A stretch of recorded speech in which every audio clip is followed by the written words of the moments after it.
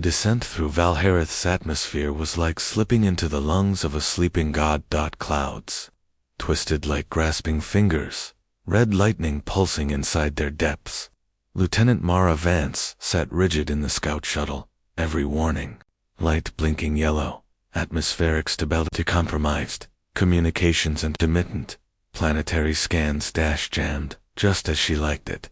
Outside the reinforced glass, the planet sprawled in defiance of life, blackened trees choked in iridescent moss, ancient monoliths tilted like fallen tombstones, and rivers that shimmered not with water, but some metallic ichor that recoiled from her sensors. They called it cursed, haunted. Forbidden, Mara called it, interesting. The Vakari had sent an elite expedition here 3 weeks ago, STN, of their finest. Not one had returned. Their distress beacon was silent. But Earth's command had picked up something stranger, a transmission in an ancient Earth dialect Gaelic woven into the static. She doesn't choose lightly, it had whispered, but she watches. No one could explain it. No one dared respond, except Mara. Her boots crunched on scorched earth. As she stepped from the shuttle into a silence to complete.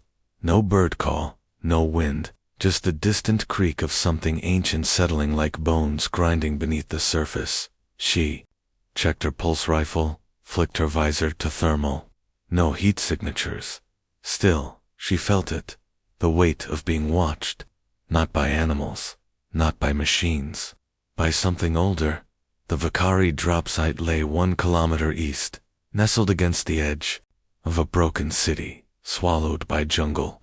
She made her way through the overgrowth, where vines glowed faintly with bioluminescence, pulsing in time with her heartbeat. When she found their ship, her stomach clenched. It was untouched. No signs of damage, no hull breach, no footprints leading away. Just the vessel squatting like a carcass, silent and sealed. The ramp extended, door yawning wide. Her boots thudded on metal as she entered. Inside, the lights still flickered, supplies intact, equipment online, but not a single body, not a drop of blood, only their gear, scattered as if its wearers had simply dissolved into air. A hefty meal still sat on the mess table. A datapad lay on the floor, blinking. She picked it up. Playback auto-triggered. The Vakari commander appeared broad-shouldered, proud, his voice sharp. Sight secured. No resistance. But the city isn't dead. Something calls from beneath. We feel it watching, testing. I warned the others to stay back. They wouldn't listen. He leaned closer to the cam, eyes bloodshot. We dream of her now, every night. She walks in mirrors, speaks in riddles, shows us our sins. And ... and she waits. She waits for one who won't break. His last words were little more than a whisper. She doesn't choose lightly. The feed cut, Mara lowered the pad. For the first time in years, her fingers trembled. She stepped back outside, and the jungle was silent no more. From the trees came a sound, not an animal call, not words. A resonance that hummed in her chest, bones, and teeth. A pressure in her skull, like the air itself was holding its breath. She turned, and there, just for a moment, she saw her. A woman-shaped figure at the edge of the trees, robed in shadows that rippled like oil. No face, no movement, just presence. Then she was gone. Mara didn't move, didn't run. Instead, she whispered, "If you're testing me, lady, you'll need more than tricks." The air shivered in reply. The trees bent toward her, welcoming or warning. She couldn't tell, but she stepped forward anyway. The trial had begun. Mara's boots sank into the damp earth as the jungle swallowed her. Behind her, the Vakari ship stood like a gravestone, silent, unspeaking.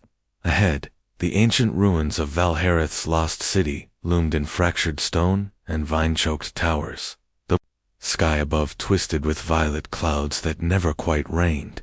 Mist clung low to the ground, thick and heavy as breath, curling around pillars carved in a language no species dared claim.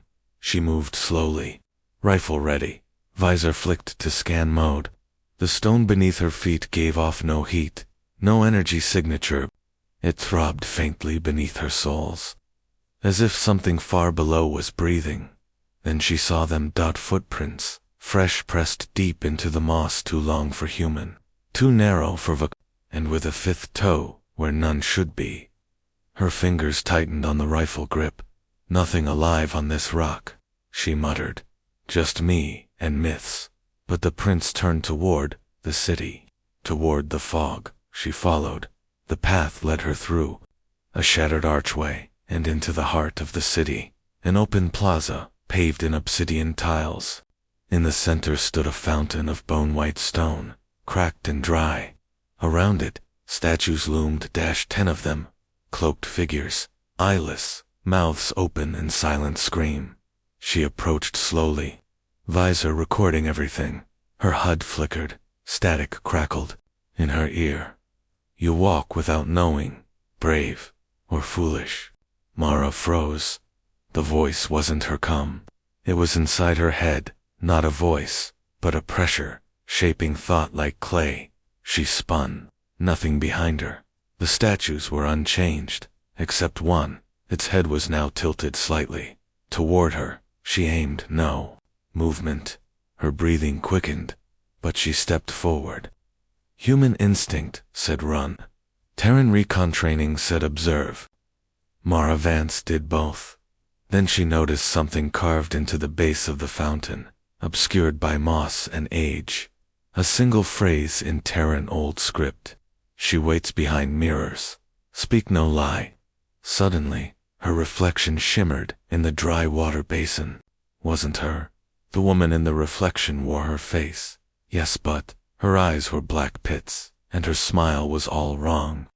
Behind her stood rows of the cloaked statues, unmoving. Watching. Mara blinked. The image was gone. The plaza was no longer empty. Dozens of Vakari stood at the edge of the fog, silent and still, half-shadowed. None moved. None spoke. Mara raised her rifle. Identify yourself. No reply. She switched to infrared. Nothing. They weren't there, or they weren't alive. And yet, they watched. She sees what you are, the voice murmured. But do you? She turned to leave. The plaza had changed. The archway she'd entered through was gone. Swallowed by shifting mist and stone, she was trapped. Panic scratched at her thoughts, but she crushed it. You want to test me? She shouted into the fog. Do it properly. Show me something real. The statues cracked, one by one. Their stone skin flaked off like ash, revealing organic shapes beneath, wrapped in biometal and pulsing light. Not statues. Not relics. Cocoons. One opened. A Vakari stepped out, gaunt, hollow-eyed, whispering the same word over and over. Worthy. Worthy. Worthy. He turned to look at her directly, but not all survived the question. Mara raised her rifle again and froze. Her own voice echoed softly from the shadows. She doesn't choose lightly. Then, the fog rushed in like a wave, and the world went black. Mara woke in darkness, but it wasn't absence of light, it was something thicker. Alive with movement, like ink swirling beneath her skin. She couldn't move, couldn't scream, yet her eyes were open, and what they saw stole her breath. She was suspended, not laying, not standing, but held upright in mid-air, cocooned in twisting black roots that pulsed gently around her limbs like a heartbeat. Beneath her floated a pool, not water, but a viscous silver fluid, shifting and folding in on itself like liquid memory. Faces blinked within it, cried, screamed, laughed, and above her, the cathedral. If a cathedral could breathe, organic spires, arched like rib bones overhead, dripping with wet vines. Symbols burned along the ceiling in violet fire, languages she didn't know, but somehow understood. Judgment, grief, becoming. A voice coiled around her like silk and venom. You stepped through the doorway, child of iron and war. Now you will answer." Her lips parted, but she couldn't speak. Instead, the pool below responded. It rippled and showed her herself as a child, curled under a metal bunk, arms wrapped around her knees, her mother's voice echoing down the hallway. "I didn't ask for her. The cores will take her soon enough." Another ripple. She was 13, rifle clutched in hand, standing over her first kill, a pirate twice. Her age, bleeding out from a gut wound. She hadn't cried, hadn't blinked, just reported the shot. Later that night, she threw up in silence and scrubbed her face raw. Another ripple, her squad. The reactor breach. Mara holding the door shut with her body so the others could escape. The radiation burns, the scars, the silence. "You think those make you strong?" The voice asked, not unkindly, but with a curiosity that felt invasive. "You wear your scars like medals. But what do you regret?" The memory changed again. This time, a man, her commanding officer. The one she'd left behind. The one she'd refused to save. The one she could have saved. She screamed in her mind, but no sound escaped. The roots tightened. Truth, Mara Vance, or oblivion. She found her voice not with her mouth, but with her thoughts, hurled like knives. "I regret trusting people who abandoned me first." Silence. Then, the roots loosened. Just slightly, spoken without flinch. The others lied. "You do not." Mara fell into the pool below. But instead of drowning, she floated, her body suspended in silver memory. Images poured over her. Earth rising over Luna. First contact with the Vakari. The bombing of Tokyo Spire. The creation of thinking machines.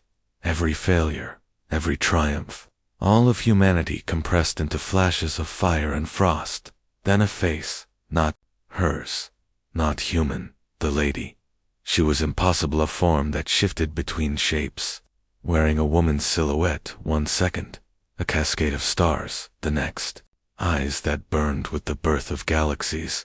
And yet she stepped into Mara's mind with ease. "You are not perfect. You are not kind. You are not without violence. But you do not hide." The trial was ending. Mara gasped as she broke free from the pool, collapsing on solid ground that hadn't been there seconds ago. Her skin steamed, her breath fogged the air. But she was alive, and she was not alone. The cathedral faded, and in its place stood 10 beings, Vakari Keltari humans, even extinct species, transparent, their eyes empty. They lied. They broke. They begged. "You endured." The lady's voice again. Softer now, closer. "You may yet be worthy." Mara's hands curled into fists. "Then stop playing and tell me what you want." Silence stretched. Then a heartbeat. Not hers. Something. Older, louder. The roots twisted again, this time into a throne, and the lady whispered, "Sit, if you dare." Mara didn't sit. Not right away. The throne of roots waited, pulsing faintly like it had a heartbeat of its own, twisting bone and bark and metal into something too ancient to name. Carved symbols spiraled up the arms, shifting constantly, never the same twice. Behind it, the world warped. Fire bled upward like reversed gravity. Stars blinked in and out behind walls of stone that weren't walls. The throne was a gate, and someone had sat here. Before she could feel it in the air, residue, suffering, something burned into the stone itself. "Your hesitation honors you," the lady's voice whispered, curling around her skull like wind. Through a crypt. They did not hesitate. They begged to sit. Craved power, craved answers. The 10 specters behind her stood motionless, transparent, broken. Their eyes were hollow black stars. Mara turned to them. Who were they? Candidates, chosen, tested. All of them failed. All of them lied. One of the specters stepped forward, a human woman with silver implants and skin tattooed with imperial marks. Her mouth opened, but no sound came. Her eyes flicked. To Mara's face, pleading. "She told us the truth," the lady said. but could not face her own. Another stepped forward. A Vakari general, armor fused to his flesh, entire limbs replaced by one. He pointed a clawed hand at Mara. Suddenly the entire cathedral cracked. Like glass, wind tore through it, screaming with the voices of those who had been judged. They begged to understand the universe.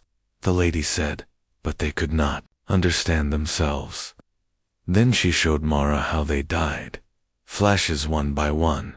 The silver-tattooed woman, screaming as mirrors closed around her, each one showing a version of her who walked away from betrayal, from empire, from guilt. But she couldn't choose. She shattered the Vakari, ripping off his armor in madness, weeping to be seen for more than conquest. But when the lady stripped him bare, he begged for his mask again. He broke, and the others cried, lied, folded, all burned. Only ashes remained. Where they once stood, the throne pulsed again. The seat is not for command, the lady said. It is for witnessing, for enduring, for becoming. Mara's fists trembled. You want me to give myself to you? No, the lady answered. I want you to face what you are, and remain. The specters closed in. Their eyes glowed now, not hollow, watching, expecting.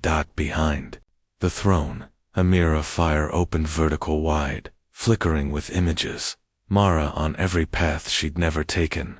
She saw herself as a deserter, a war criminal, a saint, a mother, a martyr, a tyrant. She staggered back. Pick one, just one. We will burn the rest.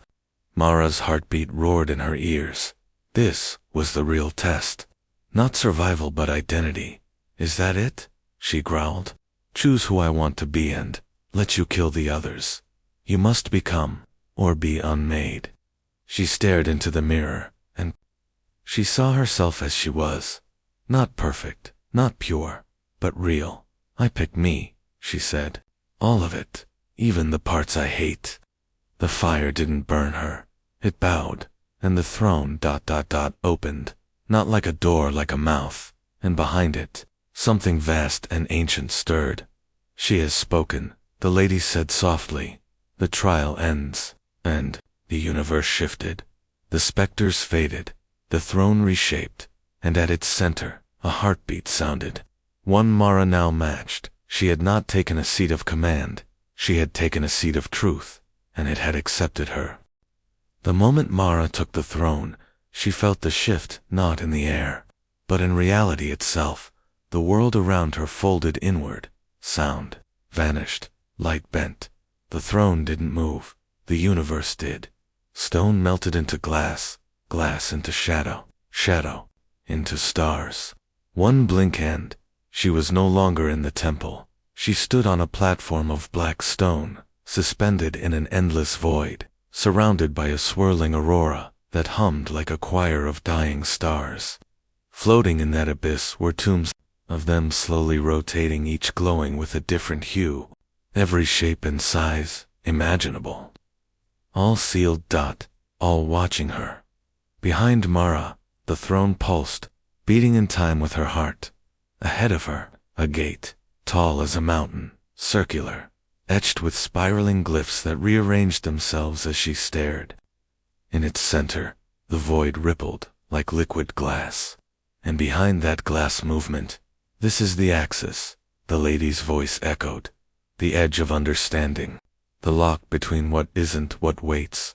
Mara stepped forward slowly, senses stretched tight. What waits? A pause, then the glass shimmered, and a shape emerged, vast, coiled, watching. Its form could not be fully seen, only suggested. Parts of it refused to render to her eyes, as if existence itself couldn't quite make room for it. But she saw enough, a face with too many eyes. Limbs like torn time, mouths that whispered before they opened. Mara staggered back. That thing they are the ones who remained outside, said the lady. Beyond entropy, beyond compassion, beyond choice. Another tomb floated closer. It was human. Her own reflection stared back at her from its glass face. Not dead but unborn. A version of her that never existed. A warning. These gates are locked for a reason, the lady continued. But the keys are breaking. The ones outside knock now, harder each cycle. Mara clenched her jaw. So I'm not just your candidate, I'm your warden. You are the last candidate to pass the trial in 10,000 years. And the first human. The gate has not rejected. The platform shook. Boom. Sound not heard but felt a knock from the other side of the gate. Reality cracked like thin glass beneath Mara's boots. One of the glyphs on the gate flickered. Then another. One more false key, the lady whispered, and the gate opens from the wrong side. The tombs began to tremble. Some cracked. Mara turned toward the throne. What do I do? You sit, said the lady. You see. And if necessary you choose who gets to leave the door open, or you close it forever. Mara felt the weight then, not just of this moment, but of all moments.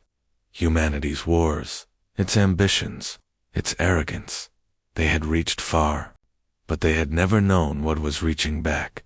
The gate throbbed again, and this time, the shape behind it moved closer. A single eye opened within the ripple, deep, gold, unblinking, and it saw her. You are known, it hissed, and you are not enough. Mara stepped forward, rage simmering now. That's what the last galaxy said about us too.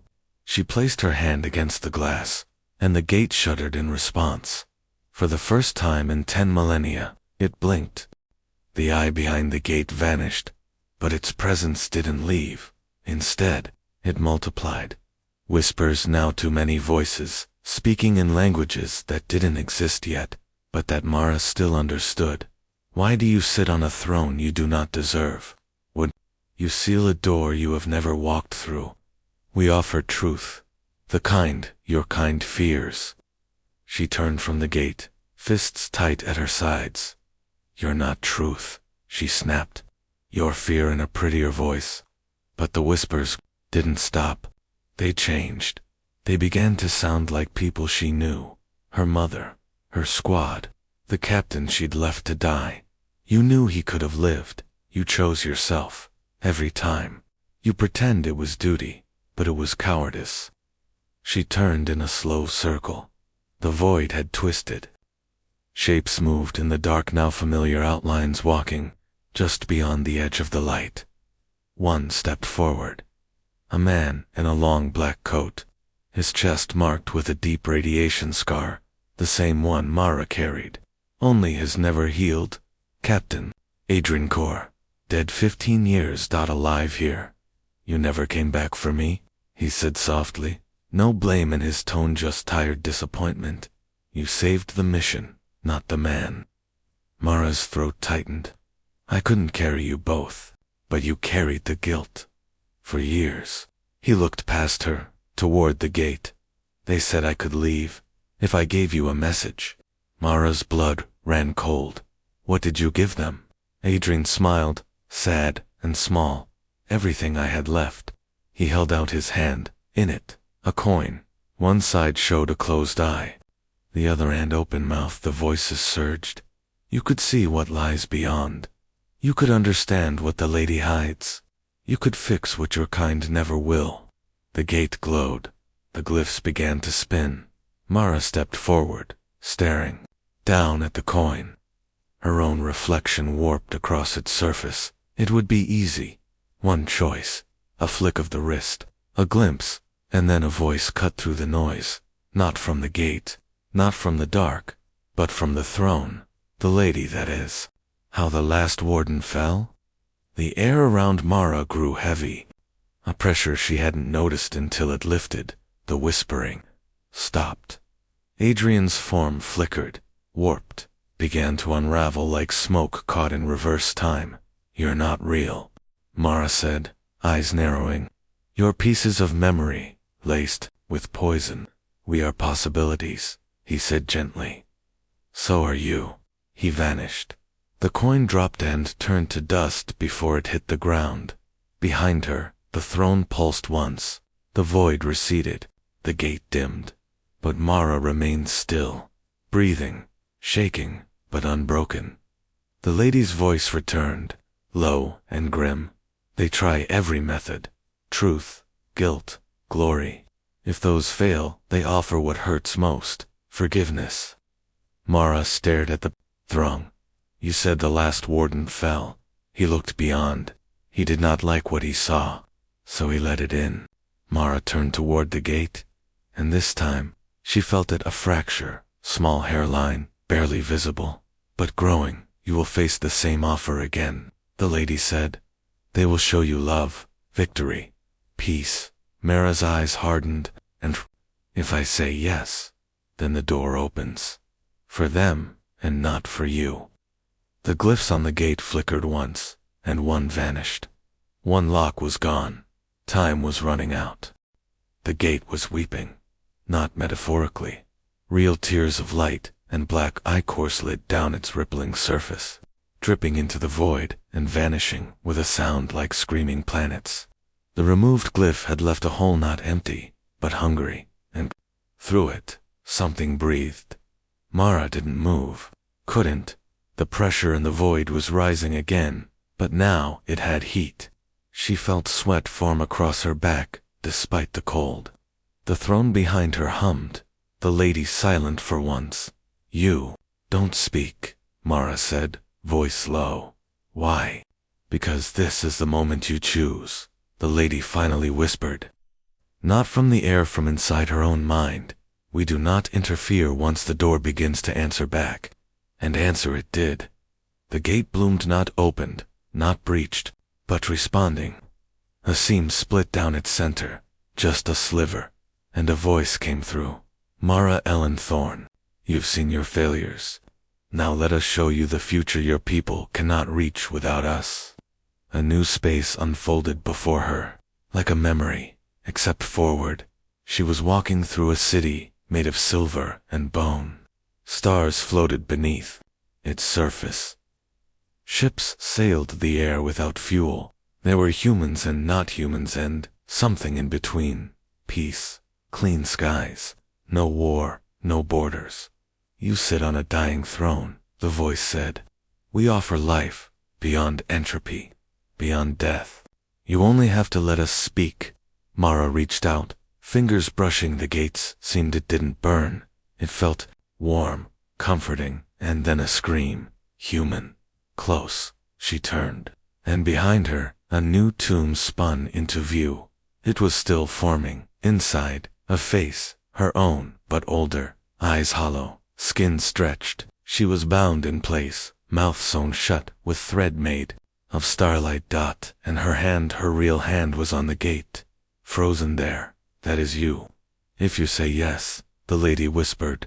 Not dead, not alive, just ... echoing. They don't want you. They want your voice, your permission. Mara's knees buckled. It was working. She had started to believe them. One flicker of imagined peace had nearly undone her. Why me? She asked aloud.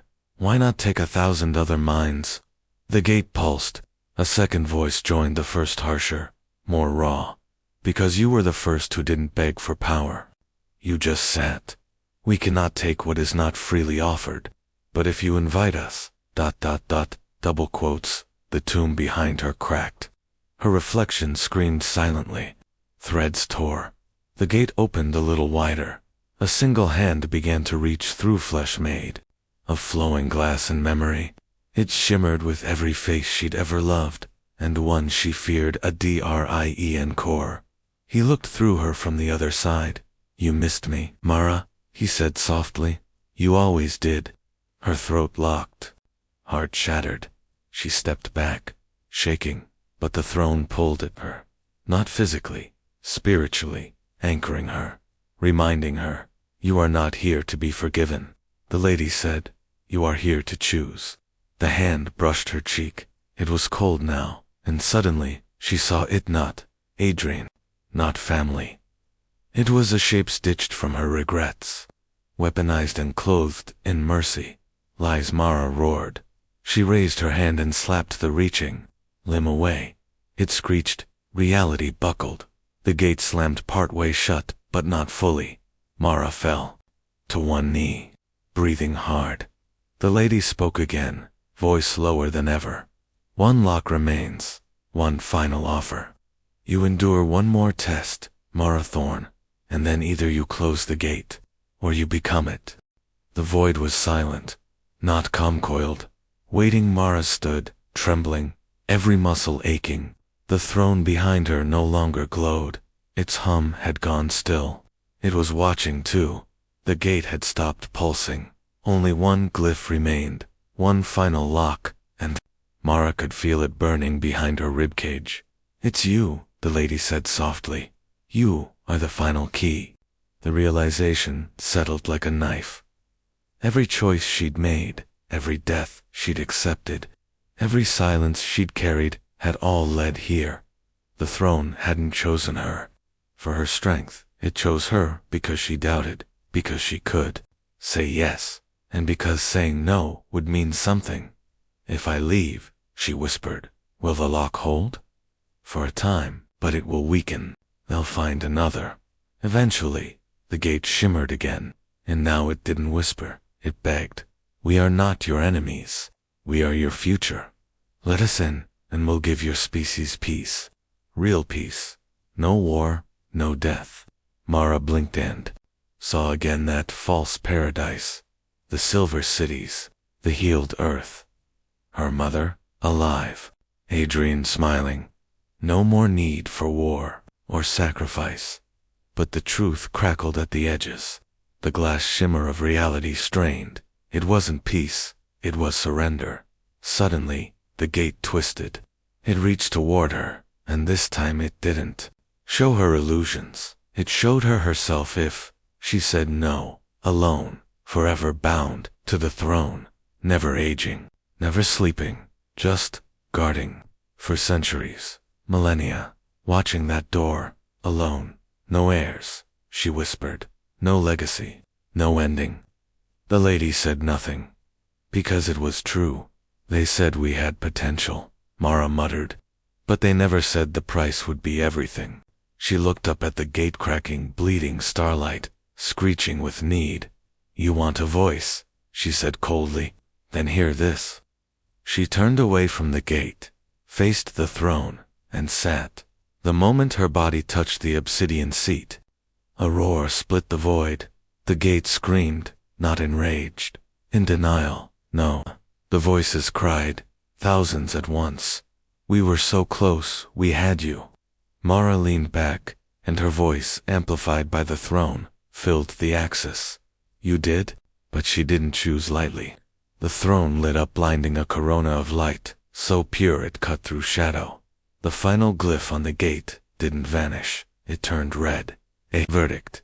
The gate trembled, shrank, screamed, and then knit shut, fully, completely, irrevocably. The tombs around her stopped spinning. Some dissolved, some retracted into the stars beyond. The axis went still. Mara sat, heart hammering, barely breathing. It's done, she whispered. The lady spoke one last time, double quotes, no, you are done. And then she was gone. No more whispers, no more lessons. Just Mara. Alone, but not afraid. Epilogue. A message in the silence on the edges of charted space. Long after the collapse of the last wormhole station, a signal flared to life, untraceable, ancient. A single sentence, encoded in a dead dialect of Terran Standard. She sat. Those who heard it didn't understand.